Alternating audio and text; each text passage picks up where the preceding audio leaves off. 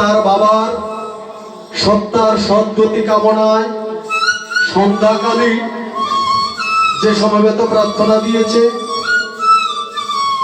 আমি শান্তিবাবুর সন্তানদেরকে জপ এবং ধ্যানের জন্য আমাদের সাথে একত্রতা ঘোষণা করার জন্য, থাকার জন্য বিনীতভাবে অনুরোধ করছি। জয় গুরু।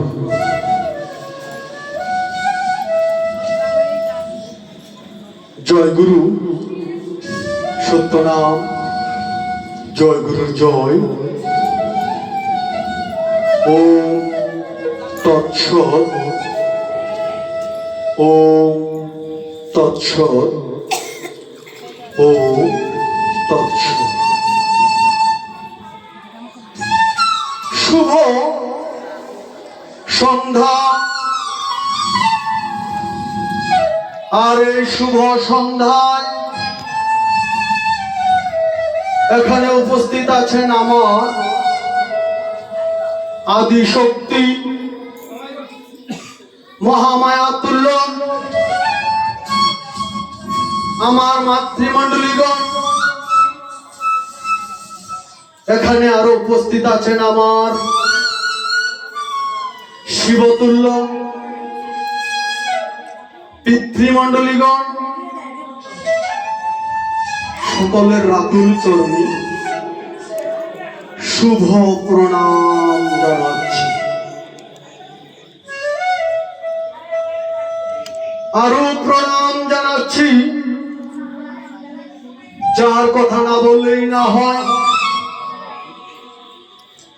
আমার পরমারাধ্য গুরুদেব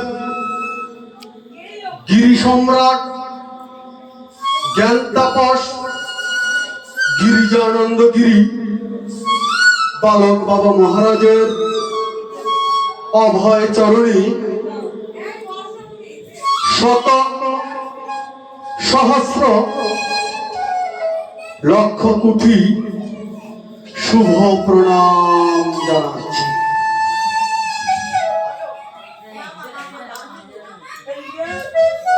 আজকে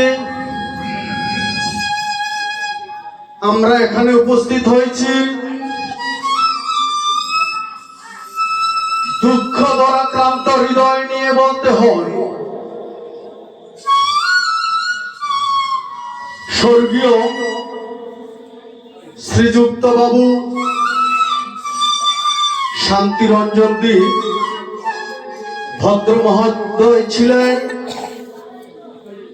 সাদা মনের মানুষ, অহিংস মতবাদে তিনি ছিলেন জীবন্ত প্রতিমূর্তি। শান্তিবাবুর কাছে ছিল না কোনো হিংসা, কোনো দ্বন্দ্ব। আমি এই কথা কেন বললাম? এই কথা বলার পিছনে যুক্তি হচ্ছে, যেখানে সাধু সঙ্গ হতো, যেখানে গুরু সঙ্গ হতো, যেখানে গীতা সঙ্গ হতো, শান্তিবাবু শোনা মাত্র তিনি ওই মন্দিরে, ওই প্রতিষ্ঠানে গিয়ে উপস্থিত হতেন। তিনি কোনো মন্দির নিয়ে, কোনো ধর্মীয় মতাদর্শ নিয়ে তিনি ভেদাভেদ করতেন না।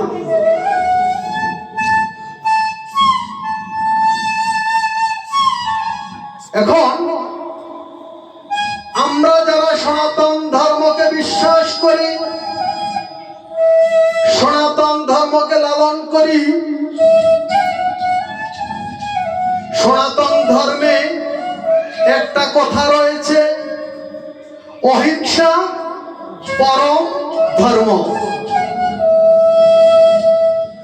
আর এই অহিংসা মতবাদকে লালন করতে হলে একটা কথা আমাদের সকলের জানা দরকার। কি কথা? ওইটা হচ্ছে একমেবা দ্বিতীয়ম। সৃষ্টিকর্তা একজন, ঈশ্বর একজন, ওই এক পরম পিতাকে উপলব্ধি করা হচ্ছে সাধনার বিষয় আর জ্ঞানের বিষয়।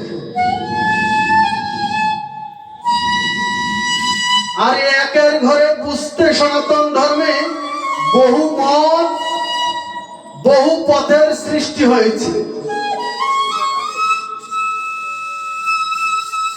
তাই আমরা কেউ শ্রী ভগবান রামের ভক্ত, আমরা কেউ শ্রী হরি ভক্ত, আমরা কেউ ভগবান শ্রীকৃষ্ণ ভক্ত, আমরা কেউ গৌরাঙ্গ মহাপ্রভুর ভক্ত, আমরা কেউ শিবের ভক্ত, আমরা কেউ কালীমার ভক্ত।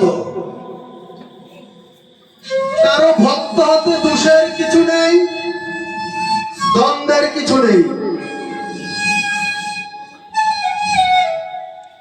আর একটা জায়গায় আমাদেরকে সকলকে মানতে হবে, জানতে হবে। সে জানাটা কি, মানাটা কি? ওই জানাটা হচ্ছে সনাতন ধর্মের প্রত্যেকটা মানব গুরু ধরতে হয়, দীক্ষা গ্রহণ করতে হয়। দীক্ষা আমরা কোথায় থেকে নেব? তত্ত্বদর্শী সদ্গুরু থেকে। আর যদি দীক্ষা আমরা এভাবে হয়, সাধকের কথা, মহাত্মাদের কথা হচ্ছে দক্ষ নয়, দীক্ষা দেয়, মরে মারে করে ক্ষয়। যেজন নিজে দেখেছে তিনি আপনাকে দেখাতে পারবেন।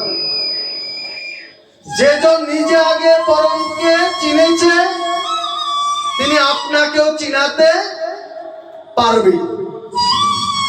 তাই এই কারণে আমার উপনিষদের সেই ঋষিদের শ্লোকের কথা মনে পড়ে গেল। কি? ওই শ্লোকটা হচ্ছে সকৃত শ্রবণ মাত্রেণ ব্রহ্ম জ্ঞান ততু ভবেৎ ব্রহ্ম নামাবলিমালা সর্বেষাং মুক্তি সিদ্ধই। এই কথার বাংলা অর্থ কি?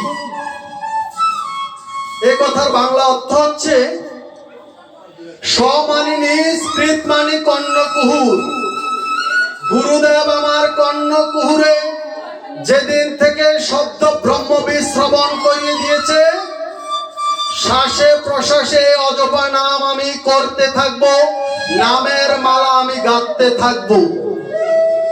দেহত্যাগ করার আগ মুহূর্ত পর্যন্ত যতক্ষণ আমার জ্ঞান থাকবে, ওই নামের দ্বারা চৈতন্যের জাগ্রত হবে আর নিজের মুক্তির পথ সুগম হবে।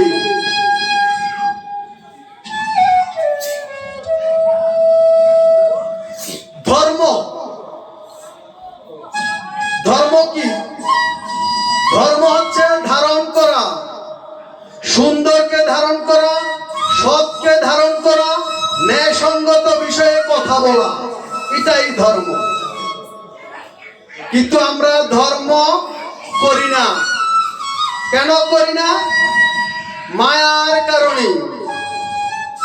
ধর্ম না করে, সাধু সঙ্গ না করে, গুরু সঙ্গ না করে শুধু প্রতিনিয়ত কাজ করে যাচ্ছি আর আমার আমার করে যাচ্ছি। কেন কাজ করে যাচ্ছি, আমার আমার করে যাচ্ছি?